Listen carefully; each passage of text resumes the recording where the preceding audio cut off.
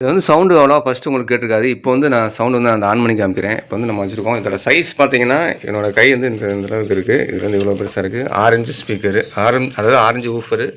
4 inch உங்களுக்கு வந்து இந்த மாதிரி சின்ன ஸ்பீக்கர் கொடுத்துருவாங்க. அதுவும் நான் ஏகப்பட்ட ஆப்ஷன் இருக்குது உங்களுக்கு வந்து.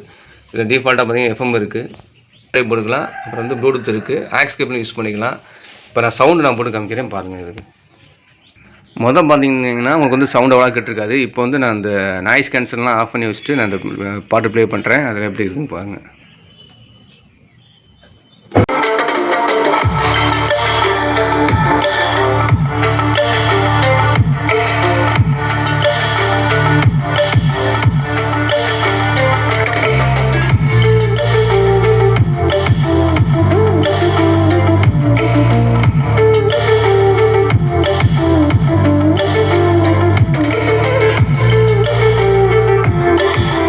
ஏன்னா இதுக்கு மேலே போனோம்னா காப்பிரைட் கிளைம் வந்துடும். அதாவது வந்து வீடியோ வந்து ஆட்டோமேட்டிக்காக வந்து உங்களுக்கு பாட்டு ஓடுதுன்னு சொல்லி ஆட்டோமேட்டிக்காக காப்பிரைட் கிளைமாக வீடியோ டெலிட் ஆகிரும்.